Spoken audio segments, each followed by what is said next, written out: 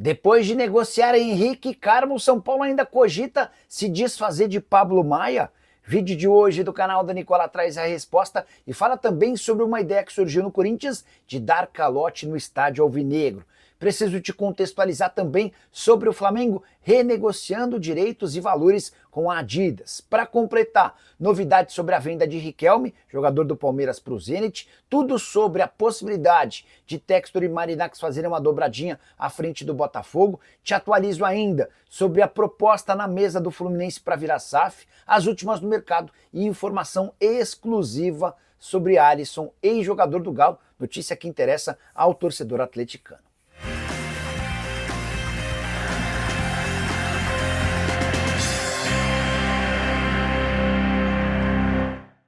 Fala aí pessoal, sou Jorge Nicola, bem-vindos a mais um vídeo do canal, sempre bom ter vocês por aqui sem perder tempo, pedir para deixar like, se inscrever no canal e ativar as notificações, quero insistir para você fazer parte do meu grupo do Telegram, exclusivamente gratuito e com várias dicas super interessantes. As últimas 6 sugestões que a gente deixou, todas bateram. Foram 3 certas no sábado, 2 certas no domingo e mais uma nessa segunda-feira. Ao longo da terça-feira a gente volta com mais sugestões para deixar vocês na cara do gol. Para participar sem gastar nada, clica no link que está no comentário fixo ou na descrição do vídeo. Você vai ser direcionado para o nosso grupo do Telegram e por lá basta nos seguir para receber as notificações. Combinado?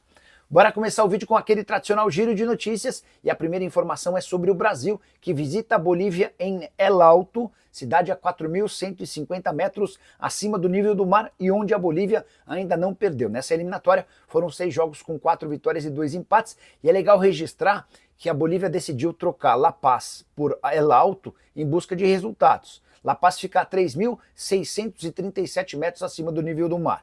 Nessa cidade, a Bolívia havia perdido seus 2 primeiros jogos, para a Argentina e para o Equador. A estratégia foi aumentar a distância em relação ao mar e a 4.150 metros, são 4 vitórias e 2 empates. Quero falar também sobre o Vasco. Paulo Henrique, Tchê e Paulinho Paula estarão à disposição do técnico Fernando Diniz para a partida dessa quinta-feira contra o Botafogo, jogo de volta da Copa do Brasil. Reforços importantes para o Vasco que precisa passar para a próxima fase. Bora de informação exclusiva, quero contar para vocês que Alisson Santana, ex-jogador do Galo e que pertence ao Shakhtar, foi alvo de uma proposta gigante da Premier League. Nos últimos dias antes do fechamento da janela por lá, esse time inglês que não teve sua identidade revelada ofereceu 32 milhões de euros fixos, mais 3 milhões de euros em bônus. Somente com números fixos, o Shakhtar teria direito a 204 milhões de reais. Negociação que garantiria 30 milhões e 600 mil ao Galo, isso porque o Atlético manteve 15% do valor de uma venda futura. Aqui vem a parte mais interessante. Apesar das cifras altíssimas, o Shakhtar Donetsk disse não à proposta, por entender que o Alisson assumirá o papel de protagonista absoluto do elenco. E já tem sido assim nesse início de temporada na Ucrânia. Ele é o cara com mais participações em gol de todo o grupo. São 4 gols e 5 assistências, ou seja, 9 participações em gol em 11 jogos. Só para lembrar que o Alisson havia sido vendido pelo Atlético para o Shakhtar por 14 milhões de euros ou 88 milhões de reais. Mas, como o Atlético não era dono de 100% dos direitos, acabou embolsando 69 milhões de reais. A última sobre esse tema. O Alisson, na venda para o Shakhtar, garantiu 2 milhões de euros em bônus para o Atlético, mas essa grana só é paga se o time se classificar para a Liga dos Campeões. Deixa eu só acrescentar mais uma em relação ao Shakhtar, time com 12 atletas brasileiros. E hoje o grande protagonista é justamente o ex-atleticano, especialmente depois da venda do Kevin, que foi jogar no Fulham da Inglaterra. Quero falar agora sobre o Fluminense, que apresentou nessa segunda-feira, em reunião do Conselho Deliberativo, uma proposta de SAF. Os membros do Conselho foram apresentados a uma oferta que pode chegar a 6 bilhões e 900 milhões de reais. Apesar de o número parecer estratosférico, para um contrato de 10 anos, dá para dizer que a coisa não é tão boa assim. Dinheiro novo, garantido, seriam 500 milhões de reais, 250 no ato e mais 250 depois de 24 meses de parceria. Os outros 6 bilhões e 400 milhões de reais seriam aportados em caso de necessidade. Mas vale a lembrança de que se você dividir 6 bilhões e 400 por 10 anos, você está falando de uma receita de 640 milhões de reais por ano. E o Fluminense, na temporada passada e nessa, conseguiu alcançar tais cifras. Uma das vantagens de se associar a esse grupo de torcedores do Fluminense bilionários, seriam mais ou menos 15 participantes, seria a garantia de que eles assumiriam a responsabilidade de 100% das dívidas do Flu, que hoje giram na casa dos 865 milhões de reais. Também foi apresentado ao Conselho a forma como seriam divididas as ações dessa SAF. 66% ficariam com os investidores, a associação manteria 34%. Para completar, é importante registrar que há uma promessa de crescimento da folha salarial tricolor. A folha no ano passado era de 19 milhões de reais, saltou para algo na casa dos 21 milhões de reais nesse ano e alcançaria no ano que vem, no primeiro ano de SAF, a marca de 25 milhões de reais. Hora de falar sobre o Botafogo para te ajudar a entender em que pé está a negociação entre Evangelos Marinax e John Textor. Nessa segunda-feira, o canal do Medeiros, fonte bem próxima ao Textor no Botafogo, afirmou que as negociações entre o magnata grego e o empresário americano avançaram e o Marinax ajudaria o Textor na recompra do Botafogo. Dentro da associação do Botafogo, a informação é um pouco diferente. Esse é o modelo dos sonhos para o Textor. Ele não tem dinheiro para recomprar o Botafogo junto ao grupo Eagle e tem feito uma série de insistências e pedidos para que o Marinax o ajude, emprestando dinheiro.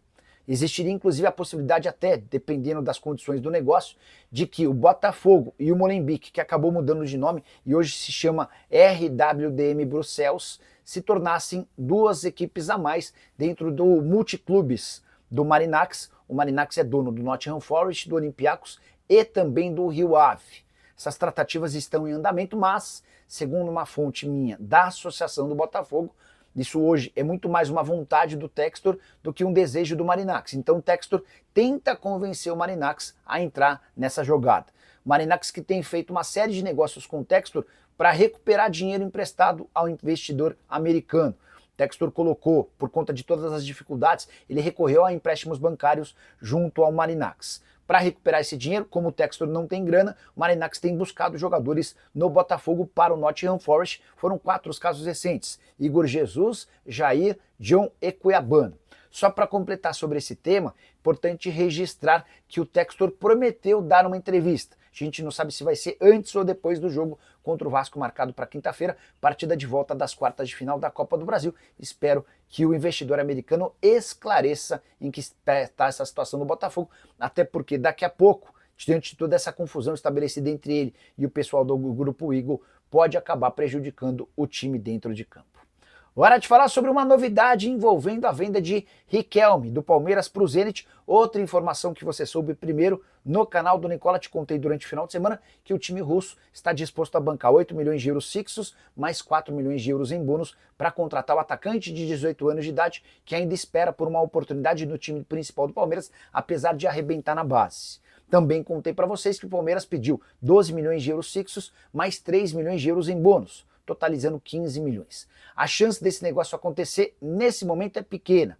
Isso porque a janela de inscrições na Rússia se encerra na sexta-feira. Com um detalhe importante, o Zenit contava com a venda do Pedro, jogador formado no Corinthians e que é hoje um destaque lá no Zenit, para ocupar esse espaço justamente com o Alisson. Pedro tinha uma negociação com o Al Ittihad que poderia chegar a 35 milhões de euros, mas o negócio esfriou. A tendência é que o Pedro permaneça na Rússia, não abrindo espaço para que o Riquelme seja contratado. Riquelme que já foi alvo de 3 propostas de clubes do exterior. O primeiro deles foi o Sporting, disposto a pagar 2 milhões de euros por um empréstimo. Depois o Nottingham Forest apareceu com uma oferta de 6 milhões de euros, a mais nova oferta de 8 milhões fixos, mais 4 milhões, tudo em euros, ou seja, 12 milhões de euros por conta do Zenit.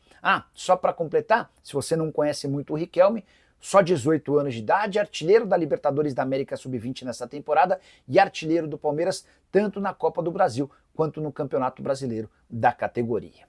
Quero te falar agora sobre o Flamengo, que renegocia valores com a Adidas.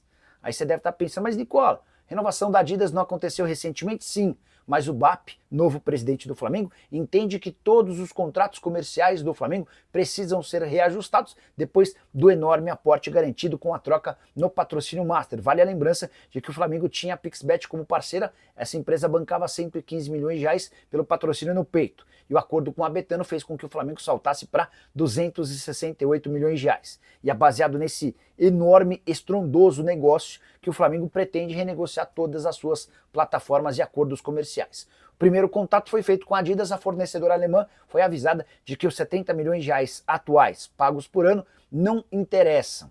A Adidas havia prometido na renovação do último contrato que colocaria o Flamengo entre os 5 melhores acordos da Adidas com clubes de futebol no mundo. O BAP já percebeu que a história é um pouco diferente. Hoje, por exemplo, o Flamengo está mais perto de um time turco, no caso o Fenerbahçe, que fatura 63 milhões de reais, do que, por exemplo, o Aston Villa, que é só mais um dos clubes ligados à Adidas. O Aston Villa, na Inglaterra, fatura 125 milhões de reais por temporada com esse acordo de fornecimento de material esportivo. Se a Adidas se recusar a reajustar valores, é natural até que o Fla busque uma concorrente no mercado. Existe a impressão de que o Flamengo, que já é o clube que mais fatura na América do Sul, tem potencial para arrecadar ainda mais, e eu prometo ficar de olho e ir contando novidades para vocês. Beleza? Hora de falar sobre o Corinthians, mais especificamente sobre o Romeu Tuma Júnior. É que o presidente do Conselho Deliberativo disse publicamente que o Corinthians deveria cogitar a possibilidade de dar um calote em relação à dívida do estádio. Você sabe que o Corinthians precisou de um financiamento para a construção da Neoquímica Arena. Esse financiamento, mesmo com a ajuda da torcida, que acabou arrecadando mais de 40 milhões de reais, essa dívida hoje gira na casa dos 700 milhões de reais, com juros astronômicos. O Corinthians chega a gastar 100 milhões de reais por ano, apenas com parcelas e pagamentos de juros que já venceram. Pois bem, olha o que disse o Romeu Tuma e diga se você concorda. Abre aspas para ele: não temos dinheiro, temos que resolver o problema do estádio na Caixa. Tem que trocar o fundo que está administrando o problema todo. Senão, para de pagar o estádio. Vai pagar as dívidas que temos, que são mais urgentes para evitar bloqueio. Parar de pagar e acabou. Começa por aí. Temos que buscar uma solução porque não temos dinheiro. Coloquei esse tema em discussão porque eu gostaria muito de ouvir a sua opinião através do espaço para comentário. Você concorda com a afirmação do dirigente? Você acha que haveria uma outra possibilidade de buscar alternativas? Ao que eu percebo, o presidente do Corinthians, o Osmar Stabile, pensa diferente em relação ao presidente do Conselho Deliberativo, embora é importante que se diga que o Romeu Tuma Júnior tenha bastante influência em relação ao Stabile. Mas nesse momento o presidente do Corinthians pensa em buscar uma parceira para os name rights, alguém que possa arrecadar e garantir mais dinheiro ao Corinthians do que o atual contrato de 15 milhões de reais por ano que é pago pela Hypera Pharma, a empresa que administra a Neoquímica. O sonho do Corinthians é em arrecadar mais ou menos 50, 60 milhões de reais por ano. Essa grana já seria importante com o name rights para o abatimento da dívida em relação ao estádio. Bora mudar de assunto e falar sobre o São Paulo, que vendeu mais uma joia da base a preço de banana. Nessa segunda-feira, Henrique Carmo foi negociado com o CSKA por 6 milhões de dólares fixos, mais 1 milhão de dólares em bônus. Arredondando, dá para dizer que o tricolor fica com 33 milhões de reais no primeiro momento e pode faturar mais 5 milhões de reais no segundo momento. O tricolor ainda alega que ficou com 25% do valor de uma venda futura e assegura que o negócio só aconteceu porque o Henrique exigiu ser negociado. O que não me convence, até porque o jogador pedir para ir embora é algo absolutamente comum. Basta o dirigente dizer que não, a menos que surja uma proposta relativamente ou realmente boa. A declaração do Henrique enquanto embarcava no aeroporto em São Paulo rumo à Rússia, abre aspas para ele: muito feliz por estar indo jogar na Europa, mas triste por deixar o meu clube do coração, o clube que me deu tudo e é a minha casa. Mas é a hora certa de sair, é um até logo, disse o Henrique. Queria fazer alguns registros antes de falar sobre a possibilidade de Pablo Maia também ser vendido. O São Paulo negociou com o Henrique, seu quinto jogador da base extremamente promissor, somente em 2025. Foram vendidos antes dele o Lucas Ferreira por 63 milhões de reais, o William Gomes por 55 milhões de reais, o Matheus Alves por 37 milhões de reais e o Ângelo por 32 milhões. Você soma esses 5 negócios e chega à constatação de que o São Paulo embolsou 200 milhões de reais. Achou muito? Então eu te conto que o Palmeiras, apenas com a venda de um zagueiro, o Vitor Reis, que foi jogar no Manchester City, faturou 232 milhões de reais. dinheiro de pinga obtido pelo São Paulo, que não vai resolver os problemas das dívidas, apenas talvez maqueie o balanço dessa temporada.